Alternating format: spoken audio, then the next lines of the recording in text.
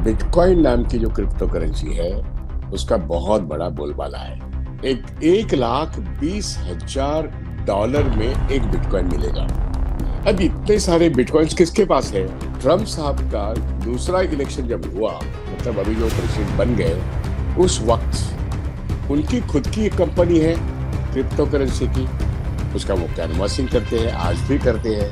वो अब अमेरिका में के प्रेसिडेंट बन गए हैं और अमेरिका का प्रेसिडेंट है, दुनिया भर उसका एक तरीके से उसकी चवन्नी चलती है, उसका रुपया बोलता है। और किसका रुपया बोलता है, और किसका डॉलर बोलता है, और किसकी करेंसी बोलती है? वो है एलन मस्क की। भारत देश में कम्युनिकेशन सिस्टम में और पूरे डाटा पर एलन मस्क का कंट्रोल अब शुरू हो गया है। नमस्कार, मैं विश्वास उडगी। आज का ये वीडियो एक क्रिप्टो करेंसी जो दुनिया भर में फैल गई है, जो क्रिप्टो करेंसी बहुत सारे नामों से जानी जाती है। इस दुनिया भर में शायद 100-125 से भी ज्यादा क्रिप्टो करेंसीज है, लेकिन उसमें बिटकॉइन नाम की जो क्रिप्टो करेंसी है उसका बहुत बड़ा बोलबाला है। आज की तारीख में हम खबर जब देखते हैं तो $1 के बारे में और रुपया के बारे में हम भारतीय लोग सोचते हैं कि 86 से ज्यादा, 87 रुपीज से ज्यादा $1 हमको करेंसी एक्सचेंज में देना पड़ता है। ये उसकी वैल्यूएशन बनती है, वो हर दिन चेंज होते रहती है। वैसे बिटकॉइन की जो करेंसी है वो दुनिया भर की एक शक्तिशाली क्रिप्टो करेंसी बन गई, लेकिन वो आज मैं वीडियो इसलिए कर रहा हूं कि 1,20,000 डॉलर में एक बिटकॉइन मिलेगा। ये इनका आपसी वैल्यूएशन, मतलब करेंसी एक्सचेंज का रिश्ता है, वैल्यूएशन की बात है। ये तो करेंसी, बिटको करेंसी क्या है, क्रिप्टो करेंसी क्या है? ये तो कंप्यूटराइज है। ये तो कंप्यूटराइज करेंसी है जो क्रिप्टो करेंसी है। जिस क्रिप्टो करेंसी को, मतलब हम बिटकॉइन की बात कर रहे हैं, ये दुनिया के किसी भी देश ने इसको मान्यता नहीं दी है। अब इसका जन्म कहाँ हुआ है? वैसे कहने के लिए बहुत सारी स्टोरीज है, लेकिन किस नागरिक ने इसको जन्म दिया है, किस देश में इसको मान्यता दी है, इसके सवाल का जवाब एक ही है कि आदमी तो मालूम नहीं है, देश भी मालूम नहीं है, और किसी देश ने इस बिटकॉइन को मान्यता नहीं दी है। हम ये जानते हैं कि डॉलर दुनिया का सबसे शक्तिशाली करेंसी है, पाउंड ब्रिटेन का है, यूरो यूरोपियन कंट्रीज का है, येन हो तो वो फिर वो वहाँ जापान में है, चाइना में है। ये सारी भारत में रुपया है। कहने का मेरा मुद्दा ये है कि अपने अपने देश की करेंसी है, इसमें डॉलर, पाउंड ये शक्तिशाली, यूरो भी शक्तिशाली है। लेकिन क्रिप्टो करेंसी की बात आती है तो ये पाउंड है, डॉलर है या येन है, इसके तुलना करते हुए डॉलर से तुलना करोगे तो जो शक्तिशाली सबसे है, तो एक बिटकॉइन 1,20,000 डॉलर, हम सोच भी नहीं सकते। अब इतने सारे बिटकॉइंस किसके पास है? वैसे तो कोई एक स्टैटिस्टिक्स बोल नहीं सकता कि किसके हाथ में बहुत सारे बिटकॉइंस है, लेकिन हम जब इतना तो जानते हैं कि इस देश के नहीं, दुनिया भर के यंग जनरेशन जो हाईली टेक्नोलॉजी है वो इसका एक्यूमुलेशन करते हैं, क्योंकि ये वैसे देखा जाए तो ट्रेडेबल नहीं है, इसको किसी देश की मान्यता नहीं है। लेकिन ये इनकैश हो सकती है क्या? होती है तो कैसे होती है? ये एक संशोधन का विषय है। लेकिन इस चीज में बहुत सारी कंपनियां दुनिया भर में ऑपरेट होती है, और ट्रम्प साहब का दूसरा इलेक्शन जब हुआ, मतलब अभी जो प्रेसिडेंट बन गए, उस वक्त उनकी खुद की एक कंपनी है क्रिप्टो करेंसी की। उसका वो कैनवासिंग करते हैं, आज भी करते हैं। वो अब अमेरिका में के प्रेसिडेंट बन गए हैं और अमेरिका का प्रेसिडेंट है, दुनिया भर उसका एक तरीके से उसकी चवन्नी चलती है, उसका रुपया बोलता है। और किसका रुपया बोलता है, और किसका डॉलर बोलता है, और किसकी करेंसी बोलती है? वो है एलन मस्क की। एलन मस्क की भी क्रिप्टो करेंसी की कंपनी है, डोनाल्ड ट्रंप की भी यस क्रिप्टो करेंसी है। और वो इसका कैनवासिंग कर रहे हैं कि ये जो मैं इसको मान्यता दो, इसको व्यवहार में लाओ, क्योंकि उनकी कंपनियां काम कर रही है। और आज हम देखते हैं ट्रंप और एलन मस्क, ऊपर से तो बहुत अच्छा दिखता है कि झगड़ा बहुत चल रहा है जोरदार।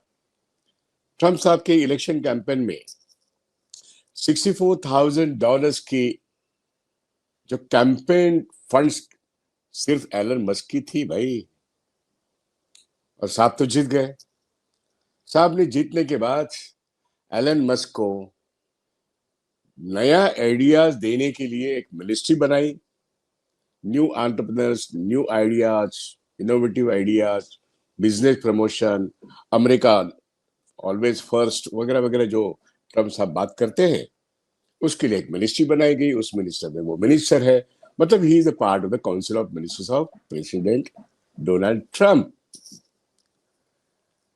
अब प्रेस में ये आ रहा है कि नहीं नहीं, उनमें अभी अनबनी हुई है। लेकिन भारत देश में अगर हम सोचने लगे तो एलन मस्क ऑलरेडी भारत में प्रवेश कर चुके हैं। उनकी टेस्ला महाराष्ट्र स्टेट के मुख्यमंत्री चलाने के वक्त उसकी फोटो कल के मीडिया में छप गया है।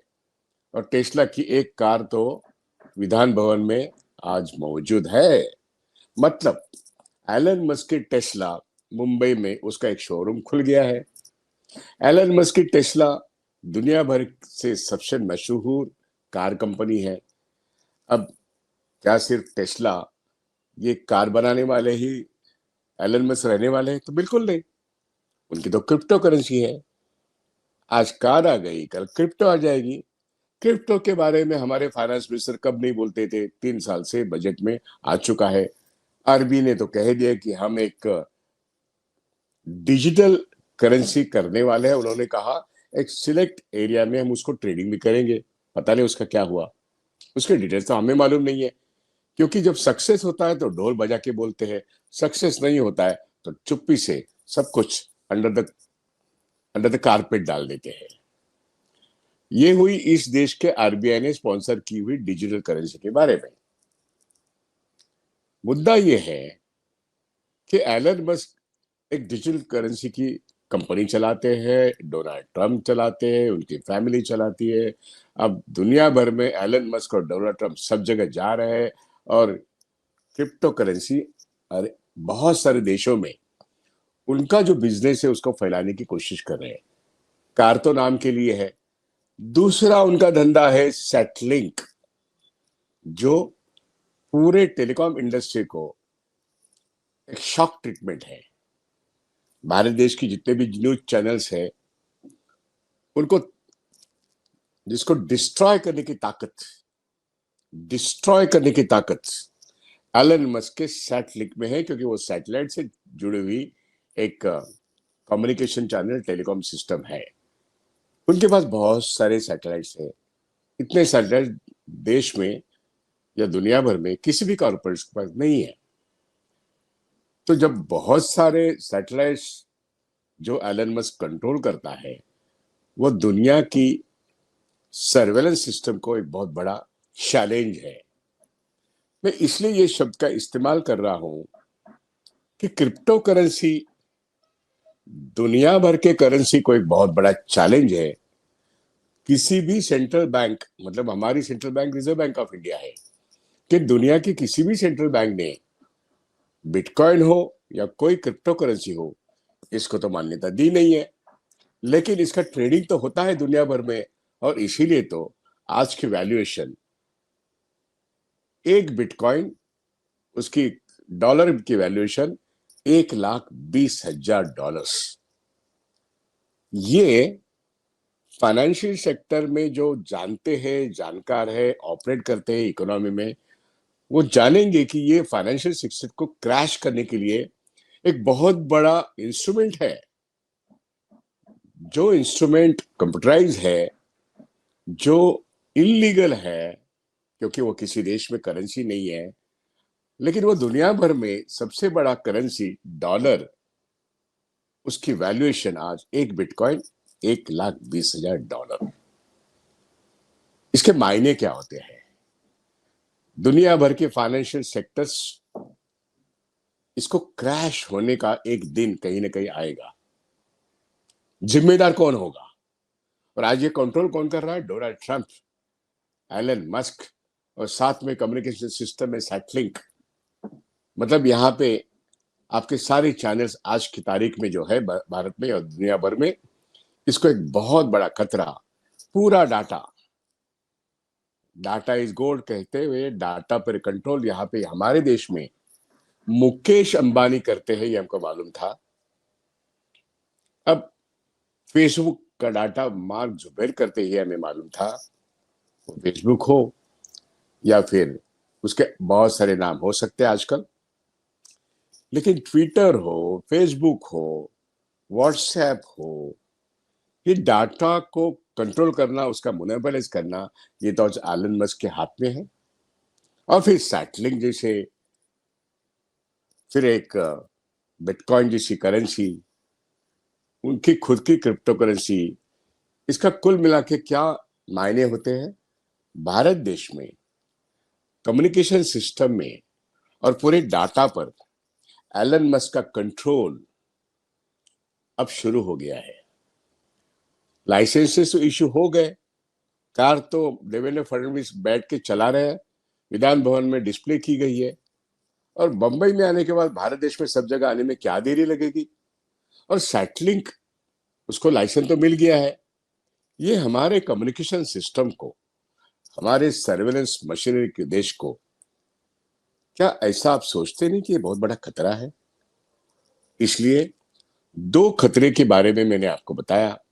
एक, हमारे टेलीकॉम सिस्टम, हमारी कम्युनिकेशन सिस्टम, हमारा डाटा, ये सब अभी जहां हम सोचते थे कि दुनिया कर लो मुट्ठी में वाले, अब वो एलन मस्क के मुट्ठी में जाएंगे। क्या लगता नहीं आपको इसे? ये पॉसिबल है। अब देखते रहिएगा। बिटकॉइन अगर $1,20,000 की वैल्यू रखता है, तो इसका मतलब वहां पे ट्रेडिंग होता है। वो सब ट्रेडिंग लीगल तो है नहीं, क्योंकि किसी देश ने उसको लीगल नहीं कहा। तो इसका मतलब ये दुनिया एक तरफ से हर करेंसी का ऊपर एक अटैक है, क्रिप्टो करेंसी का, पर्टिकुलरली बिटकॉइन का, और दूसरी तरफ से हर देश के डाटा पर कंट्रोल, सर्विलेंस मशीनरी पर कंट्रोल, क्योंकि वो स्पेस से आ रहा है, वो आपके ट्रेडिशनल चैनल से नहीं आ रहा है, वो अक्रॉस द बॉर्डर है। किसी एक देश का बॉर्डर उसको रोक नहीं सकता। और भारत जैसे देश में सैटलिंग का प्रवेश हो चुका है। तो क्या क्या बात कर रहे हो टेस्ला की? आप तो रोड पे हो, लेकिन आप हवा पर कंट्रोल, पानी पे कंट्रोल, टेलीकॉम पे कंट्रोल, अवकाश पर कंट्रोल, स्पेस पे कंट्रोल एलन मस्क और डोनाल्ड ट्रंप करने जा रहे हैं। तो मेरे देश की सुरक्षा, मेरे देश की सुरक्षा, उसके डाटा की सुरक्षा, ये सब क्या हम खतरे में नहीं डाल रहे? क्या देश की इकोनॉमी जो रुपी बेस्ड है, उस जीडीपी के क्या मायने होते हैं? मार्केट कैपिटलाइजेशन है $4 ट्रिलियन।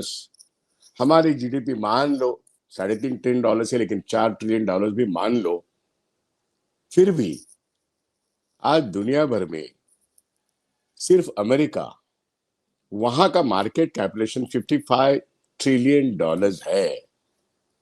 और कहा ये 4 ट्रिलियन शेयर मार्केट हमारा, और कहा वो $55 ट्रिलियन वहां की शेयर मार्केट का वैल्यूएशन। अब ऐसे वक्त ये जो फाइनेंशियल करेंसीज है, ये जो एक अटैक है कम्युनिकेशन सिस्टम पर, सर्वेलेंस सिस्टम पर, इकोनॉमी के हर अंग पर, सोचना बहुत जरूरी है। इसलिए बिटकॉइन का जब आज का रेट, एक बिटकॉइन $1,20,000, ये जब मैंने पढ़ा मैंने 2008 में ये क्रिप्टो करेंसी का जन्म हुआ, मतलब बिटको का जन्म हुआ, ये मैं जानता हूं। 2011 के वक्त अगर आप देखोगे तो एक बिटकॉइन, $1 ये वैल्यूएशन था। उसके बाद मैंने एक वीडियो बनाया था जब अमिताभ बच्चन के पास $9,000 और एक बिटकॉइन ये वैल्यूएशन, और उनके पास बिटकॉइन बहुत सारे थे। उन्होंने कहा कि ये मैंने खुद नहीं लिए, मैंने दूसरी जगह पे इन्वेस्ट किया था, उन्होंने मुझे बिटकॉइन में इसका कन्वर्शन करके दिया है। ये उनकी सफाई थी। वो $9,000 आज 1,20,000 हुआ है पिछले 10 साल में। मैं आपको और एक आंकड़ा बताता हूं। इसी साल में अमेरिका में प्रेसिडेंट नया आने के बाद, एलन मस्क उसके मिनिस्ट्री में जाने के बाद 28% बिटकॉइन की जो वैल्यूएशन है वो बढ़ गई है। बिटकॉइन की वैल्यूएशन बढ़ी, डॉलर की वैल्यूएशन घटी विसाविस बिटकॉइन। ये उसका एक नेट इफेक्ट है। और इसलिए आगे आने वाले चंद दिन हर देश को, उसके डाटा को, उसके बॉर्डर को, उसके सर्वेलेंस मशीनरी को बिटकॉइन एक तरफ से खतरा पहुंचाएगा, क्रिप्टो करेंसी खतरा पहुंचाएगा, और दूसरी तरफ से सैटलिंक और बहुत सारे जो कम्युनिकेशन सिस्टम्स है, डाटा के जरिए उसके ऊपर कंट्रोल, एलन मस्क जैसे गिने चुने एक या दो लोगों के हाथ में जब दुनिया उनके मुट्ठी में जाएगी, तब भारत जिनके मुट्ठी में है वो कहां पे जाएगा? जरा सोचिए, सोच के बताइए। रोज हमें बातें तो करनी पड़ेगी, लेकिन सोल्यूशन ढूंढना पड़ेगा कि मेरे देश की इकोनॉमी को क्या खतरा है, और इस खतरे के बारे में हम अंधभक्त नहीं रह सकते। हमको आंखें खोलनी पड़ेगी, कान खोलनी पड़ेगी, बहुत कुछ अभ्यास करना पड़ेगा, क्योंकि हमारा बैंकिंग क्षेत्र, हमारा फाइनेंशियल सेक्टर वो बहुत बड़े खतरे में है। और इसलिए आज का वीडियो एक बिटकॉइन $1,20,000 की तुलना में आ गया है।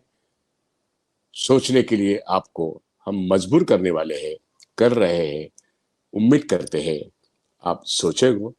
ये वीडियो आप लाइक करो, आप शेयर करो, क्योंकि ये आपको सोचने के लिए मजबूर करेगा कि ये खतरा सिर्फ मुझे और आपको या किसी को नहीं, देश को खतरा है। आखिर देश तो आपका और मेरा है। हम हमारे देश के बारे में नहीं सोचेंगे तो फिर कौन सोचेगा? धन्यवाद। यहीं पे रुकता हूँ। नमस्कार।